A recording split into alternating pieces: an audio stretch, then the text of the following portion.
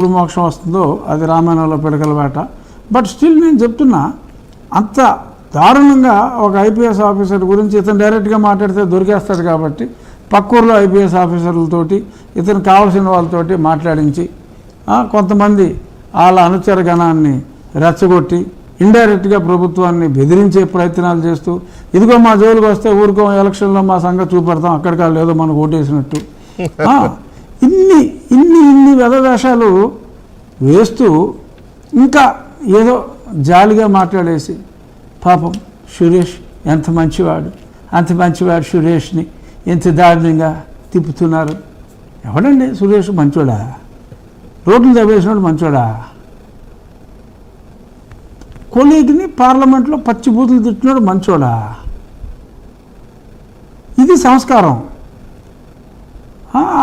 గురక నన్ను దారుణంగా సభలో లేని వ్యక్తి గురించి మాట్లాడకూడదు, మాట్లాడితే ప్రోత్సహించిన వ్యక్తి ఇతను.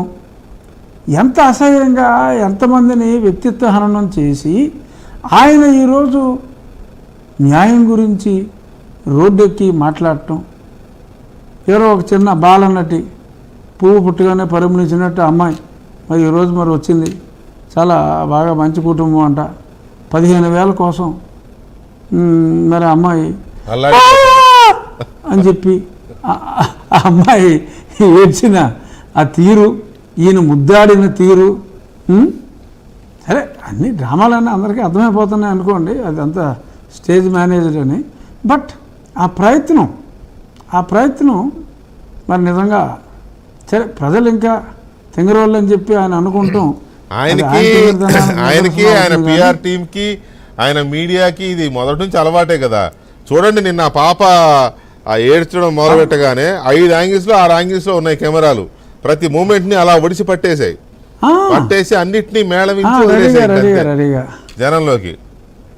అవునవును, ఈయన ప్రేమతో ఆయన పోనీ ఆ పాపకు 15,000 కట్టేసాడా ఫీజు నాకు తెలియదు.